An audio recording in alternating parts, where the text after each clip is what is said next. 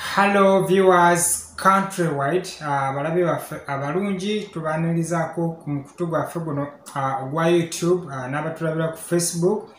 Amanya nze Alex Masaba era channel yaffe eyitibwa Alex Masaba YouTube channel. Oba oli mupya mukwano gwange tukusaba subscribing tujoiningeko osobole okulaba nti tosubwa videos zetunaba tuteekayo ez'enjawulo ezisobola okubeera nti zituyamba okukyusa mindset. Naye nga saba kugenda wala nnyo munzikirize ntumireko mikwano gyaffe mwena aba subscribing naffe aba watching aba liking aba commenting muli bakabinyo muli bangi musize enjawulo bali Saudi team Saudi banyinaze mu kiyumba team kiyumba Saudi Jordan Oman Abu Dhabi UAE Iraq Bahrain Qatar muli bangi Uganda Kenya Tanzania muli bangi Germany bakama baffe abalungi abali mu US Switzerland Norway Muganda Patrick mwebale kubeera nga mutu supportinga channel eno. Twongera basaba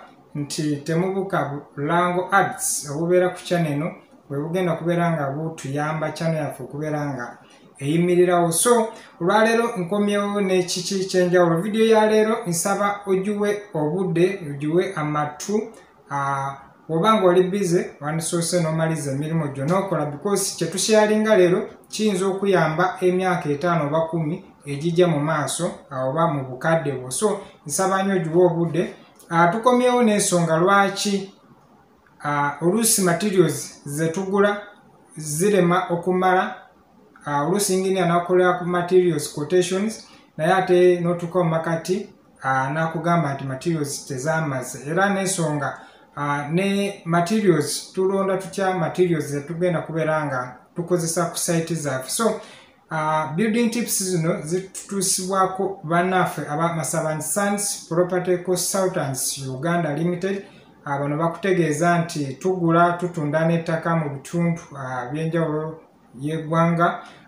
Gwe alina ennyumba yo oyagala okuddaabiriza okusigira langi okusiba tiles olina omulimu gwonna ogugwa under real estate building tukusaba otukubireko ku namba y'essimu eno tusobola okulaba nti tukukolera omulimu gwo nga bw'oba ogwagala. Moto yaffe tugamba tu buildinga tomorrow era obwesigwa kyekisinga kyetusooka okukulembeza. So tukusaba mutuwagire abatwetaaze enamba yaffe y'essimu yeeyo oba osobola tusanga ku Bombo Road Kawanda ku stage ne tuba nga tukwasaganya projects ez'enjawulo. So mu kuzimba mulabyeko nti abantu bangi mwatandika okuzimba amayumba gammwe oluusi n'otuuka mu makati n'olemererwa ng'ogamba oluusi materials bambalira tezamala oba bambalira naye nga tezimaze because bino abantu bangi mujja mu inbox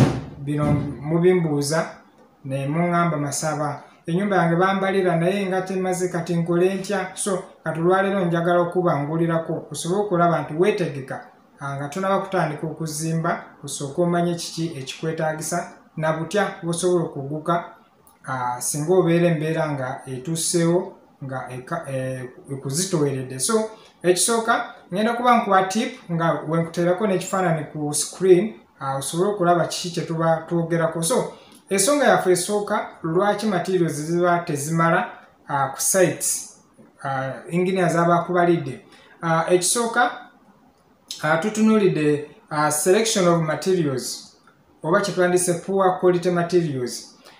Poor quality materials wano twogera ku bintu ebizimbisibwa ebyenjawulo naye nga mu kusooka ngenda kusooka nkunyonyole materials eza blocks. Lwaki blocks zino olumu zireeta okuba nti tezimala ze baba bakubalidde. Ekisooka mujjukire nti mu blocks zino tulinamu bloka ebika bibiri. Nsoose ne bloka kino ekika ekya aka bulijjo eno tanu nga bwe mugiraba ku screen nti bloka eno gye tusobola okugula ku nusu 8, 10, 15, 2, 2, okusinziira ku bwetaavu bwa ssente nyini tanuulu bwatunda okusinziira ku tanuulu emazeewo bbanga ki n'okusinziira mu kitundu wa woli. So lwaki broker zino olumu tezimala katugambe nga zino bwa bulijjo obuliroko nti omuzimba agenda nakukolera quotation agamba broker ojja kwetaagisa emitwalo 2. So mukugula osobola okugula broker buno naye mukuyuwa like weba bali mukutipinga broker zino neziba nga zimenyeka. Ensonga eziviirako okumenyeka mumanyi buno bu broker buno butera tebuli nnyo singumu nnyo. Osobola okugula broker like ng'enkuba yabadde ezikubye nga zigonze. So weba ziyuwa which means advantage oba disadvantage ebeerawo enene nnyo nti zigenda kuba already ziri weak munda muli. So weba ziyuwa we bati wezinatuuka okugwera ku motoka broker zino zijja kuba zimenyese nnyo. So ogenda kwesanga nti cost ekuyingiddemu because broker nakubalira emitwalo 2 ogenda kulaba nga zimenyese broker nga 3,000 oba 1,000. Okay, so nebanga broker ziba tezigenda kumala. So ensonga ey'okubiri ku kika kya broker eno nti broker eno tulunamu namba 1 ne namba 2. Namba 2 ze zino broker ezitayidde embisibisi zibeera like black.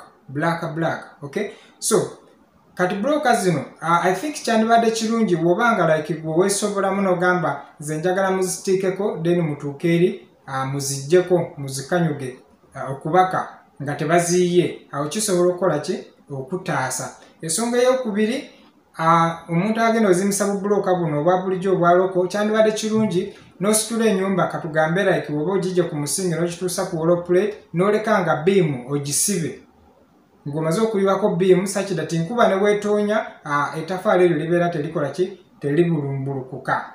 Then ensonga ey'okubiri broker zino wetwogera ku broker zino ez'ebbumba broker zino ziba nnungi nga we muziraba zibeera ngumu. Wensonga lwaki baziseera nti broker zino zo ziba ngumu nti noweba motoka eri mu kuzitiipinga eri mu kuziyuwa okumenyeka ziyinza obutamenyeka nnyo because zo already zibeera ngumu bazikola mu bbumba. So ensonga y'okusatu lwaki materials zigaana okumala nti olumu wemuba oli mu kuzimba ku rainy season oluusi webajja omusenyu oluusi waba mu birombe nga waseerera w'emmotoka n'akuseera oluusi amakubo bakola ki gaba gaseerera nga oluusi emmotoka ejja kufiira ku kubo oluusi oli w'emmotoka ajja kwetaagisa amusika we breakdown because emmotoka oluusi eba etiise nnyo ng'ate amakubo mabi. So ezo zonna factors zireetera costs o engineer oba like nyini kizimbe okusobola okulaba nti ennyumba ekukostinga ssente ziwandibadde tosuubira. Ensonga ey'okubiri omusenyu tulira ebika by'omusenyu ekika kya byanjawulo. So omusenyu guno mujjukire nti wetuba nga tutabula ratio mu kuzimba tusinziira ensawo ne tugamba nti omusenyu kika kino wotabula gaali bwesiti na bwesiti gubeera like ebeera ngumu. So omusenyu oba olonda ekika ky'omusenyu oba omuzimbi wo olina okumubuuza omusenyu guno ratio yaayo mutabula mutya because ojja kwesanga nga waliwo omusenyu nga bagenda kwetaagisa gaali 3:1 oba ojja kwetaagisa 6:2 okutabula. So olina okumanya omusenyu kika ki era ne ratio yaayo. Ensonga ey'okusatu cement. Cement ono ayinza obutamala lwa nsonga singa okozesa abazimbi aba layisi katugambe abantu abatalina kampani because omuzimbi ow'okukyalo agenda kubalira ensawo 3 afulumyeko ensawo 10 atabuleko 5 then 5 oba 3 zigenda agendera mu bipapula byamaze okuyiwa n'olowooza nti afulumya ebipapula kumbe afulumiramu ensawo ya cement because bino ebintu bye mbagamba ife ababaddeko mu kuzimba twatandikira mu bupoota ne tudda mu kuzimba ne tusulako ku masite. Bino ebintu tubimanyi bikolebwa. Okay, kijja kuba kizibu nnyo okuwa omuntu omulimo n'atakubba emisumaali kebeere kilo 5. So ebyo byonna bigwawo because site obeera tolina supervision obeera tona site engineer oba foreman naye okwata n'okwasa company because company kizibu nnyo okuŋŋamba nti ereesa abakozi baayo nti omuntu n'abba emisumaali kilo 5 oba ensawo ya cement oba omukebe gwa langi because company ejja kuba ne instructions ejja kuba ne site nga tulinako site engineer tulinako supervisor tulinako foreman kwegamba abamonitoringa oluusi tulina ne store keeper nti buli kifuluma abeera alina okukiwandiika okay so wano omuntu akoseza company ojja kuba mu because company ejja kukolera bill of quantities ekubalire kugambe okusinziira ku kalina gy'oyagala okuzimba tujja kwetaagisa materials bwesiti na bwesiti lwensonga lwaki mulaba ebiseera ebisinga tuteekamu miscellaneous because waliwo cost onkalinga like nga tosobola kugamba client nti naguze oba like naguze hose pipe oba naguze olukoba like okuva kuta ebintu ebinkwalinga like ebigwa mubaamu obuntuntu ebyo ensonga lwaki nti ba companies tuteekamu like miscellaneous ebigwa bitalaze because mubaamu ebintu byotalina kuyingizaamu client okumukaabira nti ate emisumaali nakugamba kilo 5 naye mbadde neetaagayo kilo 10 nyongere emitwalo 5 no ebyo byonna bagenda bikavaringiraawo so always identify abantu bogenda okuchuzinga like to build your structure and then ekintu ekirala talking about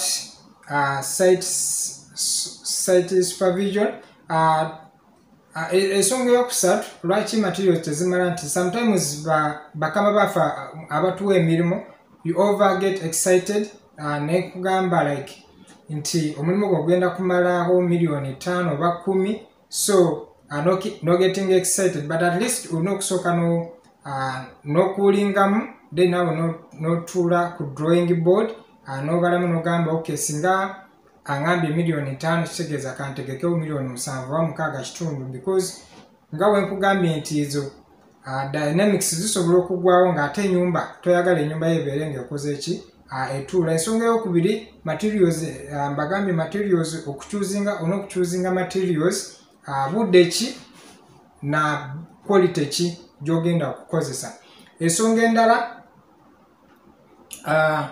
endala ba engineers of course mukimanyi bwe tuteekayo like building tips zino tuba tukuwaddeko torch so wobanga ona structure yo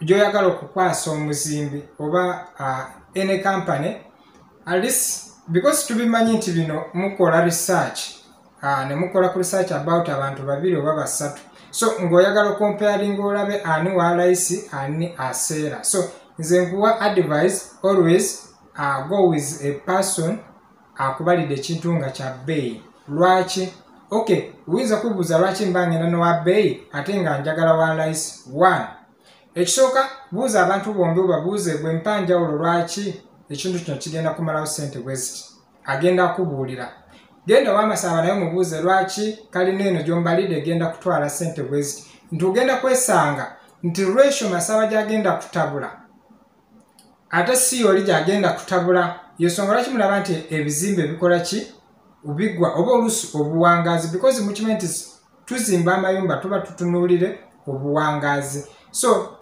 ojja kulaba reasoning capacity y'omuntu n'ennyonnyola ye ekulage nti omuntu ono mukugu oba ono is like ayiiya okay so mubuuze lwaki emitalimbu obaze ku ssente bweziti ojja kwesanga nga kampani gyengulako quality yayo esinga ku kampani endala so ebyo bintu byonna you have to differentiate n'omanya okay togamba bugambe nti masaba ng'oseera find out to know why lwaki nkubalidde ekintu bwekito manye ebintu ebiseera ebisinga nti abantu tutunuulira nnyo bagamba always cheap things are expensive tutunuulira nnyo ebintu bya layisi naye kati iffe tulina moto yaffe nti tukola quality we don't do quantity tukola quality twagala tukola ekintu nga tugenda sigazaawo ligase nga bagamba gindi company yaba masaba be banzimbira you recommend us to another person so tetwagala kukola mulimo kukubirira because we are excited no okay so